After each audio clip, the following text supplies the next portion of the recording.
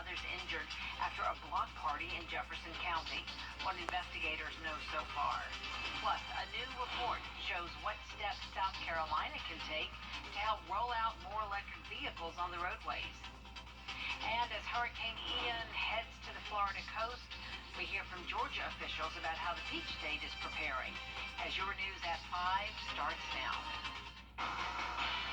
Live from Television Park, this is WJBF News Channel 6 at 5.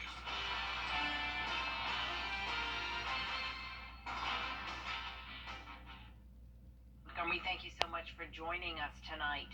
Coverage you can count on continues with the investigation into a shooting at a block party that left one person dead and 3 others hurt. It happened Saturday night near the intersection of Martin Luther King and Forest Drive in Louisville, Georgia. And that is where we find News Channel 6's Hannah Latier. Hannah, you talked with investigators there today. This is an ongoing investigation with investigators from the GBI and Jefferson County Sheriff's Office who are working hard to figure out who pulled the trigger. Investigators arrived on the scene here around 10 p.m. on Saturday night after calls came into dispatch about gunshot victims in the Jefferson County Hospital's emergency room. 40-year-old Antonio Tuel Ricker was pronounced dead. Ricardo Jermaine Tarver and Raheem Williams were both hospitalized. One other victim, Tracy Morgan, was treated and released. The GBI is urging everybody who witnessed the crime to come forward and provide whatever information they can.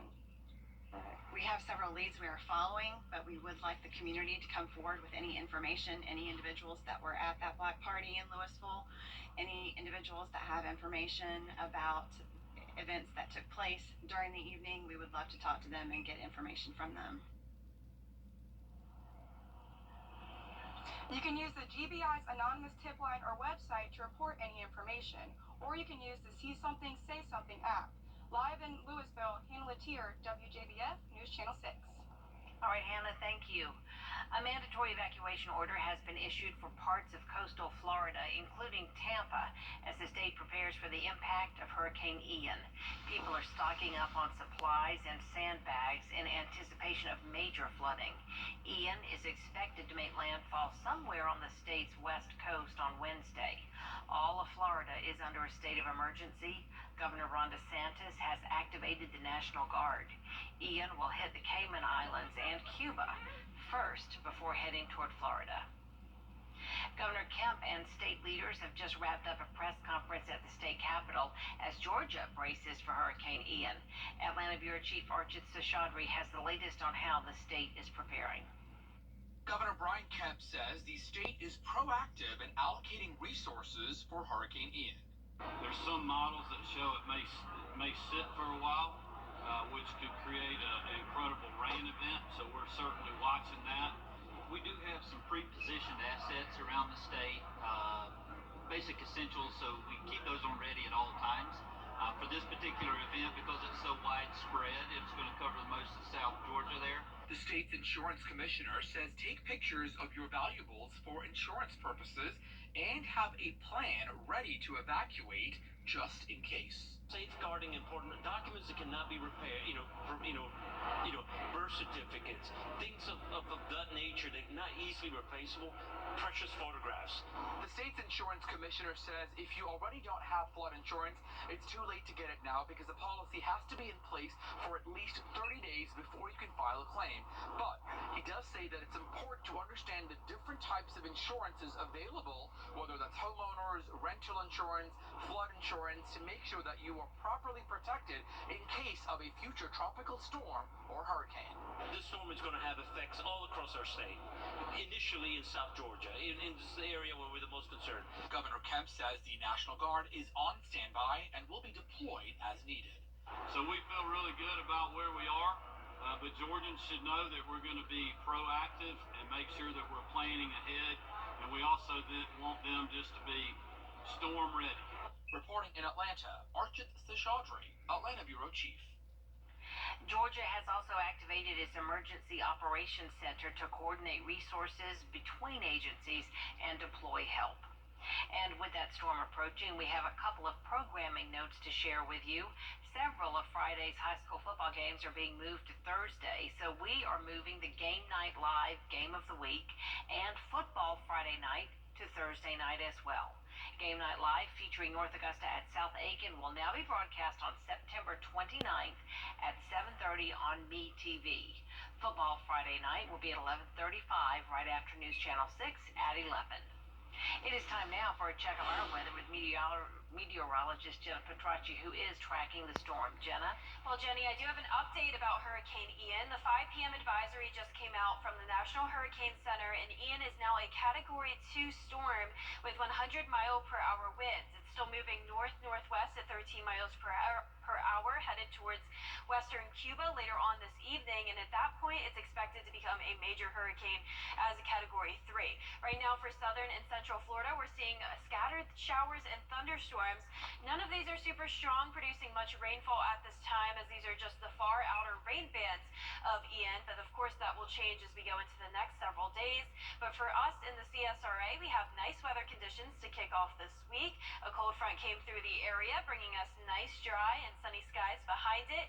It is just a little bit windy outside right now, and you can tell on our Terry Lambert Hyundai Skyview cam at Augusta Regional Airport, the flag is definitely blowing quite a bit, with temperatures pretty warm today. The sunshine heated us up into the mid to upper 80s, 87 at Busch Field, only feeling like 84 though when you factor in the dew point of 47 degrees, so that cold front definitely brought in the nice dry air. 86 at Aiken Regional, feeling like 82, and those winds are anywhere from around 10 to 15 miles per hour, even 16 now in Augusta, with wind gusts up to 25 miles per hour as we go into tonight. Now, those wind gusts will definitely be a problem as we go into the end of this week. Viper 6 alert days are issued for Thursday into Saturday due to the impacts from Hurricane Ian. We're also expecting some heavy rain and some strong storms possible. So I'll break down all the rest of the details coming up in your full forecast, but back to you, Jenny.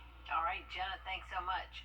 A new report shows what steps South Carolina can take to help roll out more electric vehicles on the roadways.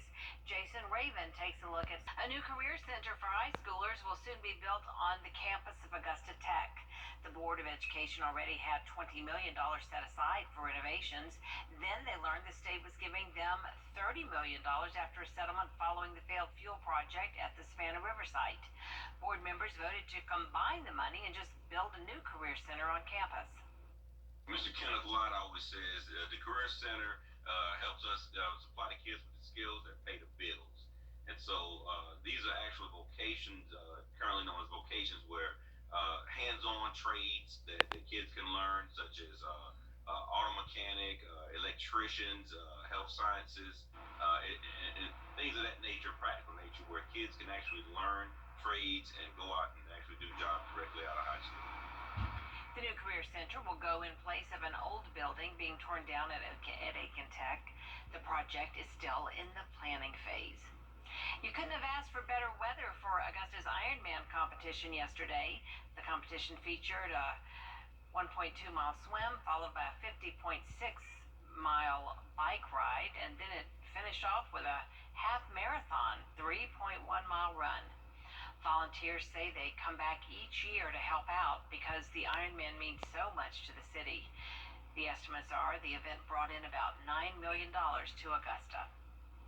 The Shepherd Community Blood Center is still collecting toys for patients at Children's Hospital of Georgia.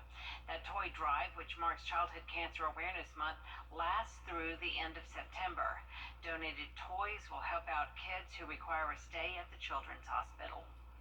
Right now, they're asking for coloring books, Halloween costumes, stuffed animals, basically things that children can do to kind of, keep their mind off of what's going on around them while they're at the hospital receiving treatment. If you can't donate in person, you can donate to one of the hospital's Amazon's wish list. We have that information on Wjbf.com. The World Series champions headed to the White House today. How the Braves and President Biden celebrated their World Series win when we come back.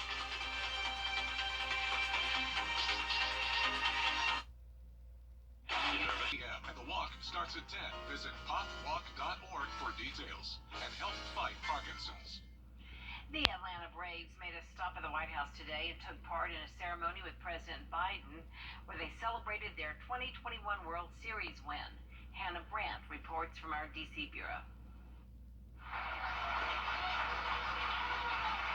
A beaming President Biden showed off his new Atlanta Braves jersey on Monday as he welcomed last season's World Series champions to his home base. And now the Braves will be forever remembered for the unstoppable, joyful run that this team made last year. He recounted their 6-game victory over the Houston Astros, despite the team going into the series as underdogs. None of it came easy. People counted you out. Heck, I know something about being counted out. And this visit is part of a long-running tradition for Major League champions that seems to be enjoyed by both the politicians and the teams. And we hope this isn't a one-and-done visit to your home. In short, we plan to be back. The team's CEO also gave a nod to a past icon, Hank Aaron, who spent more than 2 decades playing for the Braves, setting home run records and standing up for civil rights. We had a special angel looking over us, having our recently passed friend, Hank Aaron, pulling the strings from on high. With just a week to go until this year's Major League playoffs begin, President Biden used the celebration as a reminder of what these games mean to our country. bringing people together, inspiring us to do better by the power of your example. That's sports. That's America. In Washington, I'm Hannah Brandt. Coming up, meteorologist Jenna Petracci has your live 5 for 6 forecast. Plus, ESPN College Game Day is making a stop in Clemson this weekend. A look at the preparations already underway when we return.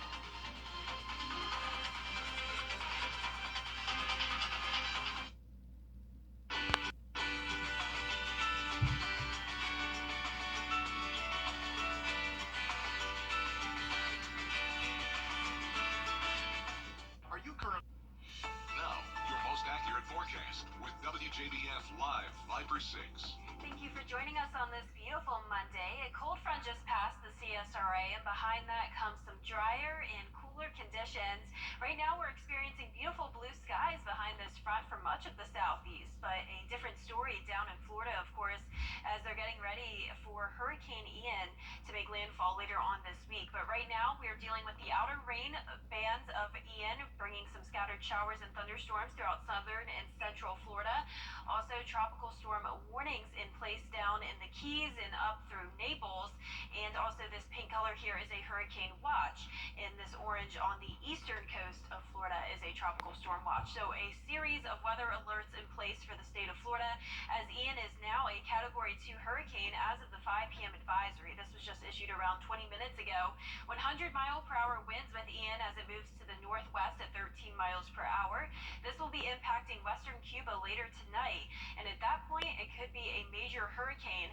Notice it's expected to reach Category 3 strength by the early morning hours of Tuesday, then strengthening even more to a Category 4, and that's all thanks to the low wind shear environment of the Gulf of Mexico and also the very warm water out here. Now, it's going to be running parallel to the western coast of Florida, and it's not expected to make landfall until we go into sometime Thursday, and the place of landfall is still very uncertain. Notice this cone takes up even parts of the panhandle down through the southern half of the peninsula, but it does look like this landfall will be somewhere to the north of Tampa, just to the south of the Big Bend, and by the time it makes landfall, it could be downgraded to a Category 1, and of course that's what we hope for. But regardless of the strength, still some devastating storm surge and heavy rain is expected down in Florida. Now, also the CSRA is included in this code. Of course, by the time it reaches us, it will just be a low pressure area though, but that center of the storm will be moving right through our area, and with that comes the potential of some tropical storm force winds even for our area. Notice around a 20 to 30% chance, as opposed to the western coast of Florida, around a 90 to even a 100% chance that they'll see those tropical storm force winds. Now, of course, we'll also have some rainfall to deal with, and that will begin late Thursday into the overnight hours of Friday. So we do have 5 for 6 alert days in effect Thursday through Saturday, mostly due to the heavy rain, but also due to the chance of some strong storms and winds. Now, the rain and the clouds will keep our temperatures much cooler as Ian bring some impacts here in town. We'll only be topping off in those low to mid 70s, so definitely going to be feeling like fall. But of course, it won't be the prettiest outside as we do have a lot of cloud cover headed our way, and that will begin on Wednesday. There's Ian making landfall sometime on Thursday, and as we go into the overnight hours of Friday, that's when we'll begin to see those outer rain bands of Ian. And notice the CSRA is on the northeast side of this storm, and that's where we could definitely see some of the worst impacts. But of course, at this point, it will no longer be a hurricane or even a tropical storm. And by Saturday, with that low pressure right over our area, that's what could spin up some isolated tornadoes. But the main takeaways from Ian is definitely not to panic. Remember, we are not along the coastline, so no storm surge problems, but the heavy rain, isolated wind gusts up to 40 miles per hour, and also the chance of tornadoes is possible. But right now, we're enjoying the beautiful skies. You're taking a look at our Terry Lambert Hyundai Skyview cam. Just pretty windy outside, 16 mile per hour winds, 87 degrees as our temperature, and we're seeing those low to mid 80s across the entire CSRA, 85 now in Aiken. For tomorrow, a little bit of a cooler day, starting out sunny, then going up to 82 degrees by the late afternoon and evening. And your 10-day forecast looks really nice both tomorrow and Wednesday, so enjoy that weather while it lasts, because we do have those Viper 6 alert days going in effect starting Thursday, sticking around through Saturday due to the possible impacts from Ian. All right, thank you, Jenna. The highly anticipated Clemson game against North Carolina State this weekend just got a lot bigger. ESPN announced they're bringing College Game Day to Tigertown.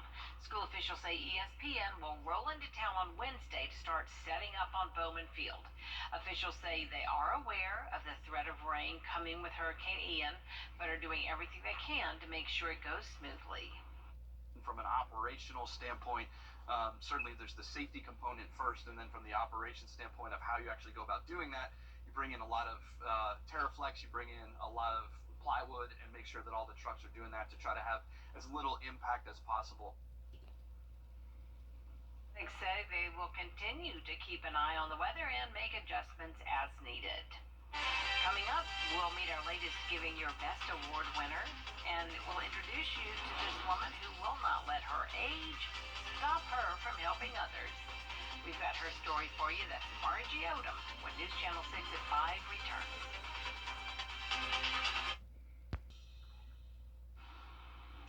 Margie Odom has volunteered for the local nonprofit When Help Can't Wait for the past 15 years. She crochets afghans and donates them to people in nursing homes and to cancer patients, as well as other charities. We're talking up to 25 pieces a month. That's more than 4,000 donations. And one more thing, she's 90 years old. One stitch at a time. My mother taught me when I was a kid. Over and over. Too many times to count. So, all my life. Creating beautiful works of art. Not just an Afghan, not just crochet. Hers are exceptional. They're beautiful. They're not just put together. Margie was the second person to walk into my office, and she said, I've seen that article, and I see what you do, and I want to help.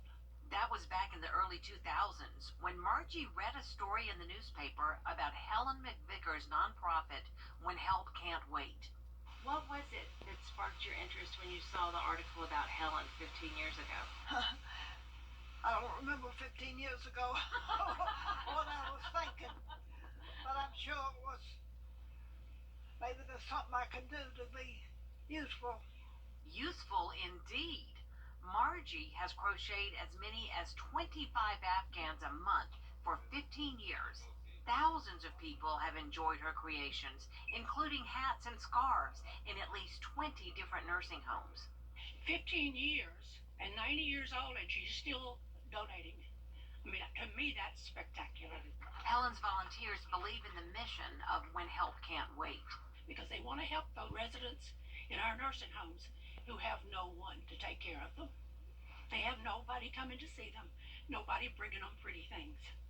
And they love to get, something new, something colorful, and that's what Margie contributes. I can't just sit, I gotta do something. So I either crochet or work a puzzle. Margie Odom, talented, caring, connected. Thank you for giving your best magnificently. Do you know someone who deserves the Giving Your Best award? If so, nominate them on our Giving Your Best Facebook page or our website, wjbf.com. You can also mail your nomination to the address on your screen. News Channel 6 at 5:30 is next.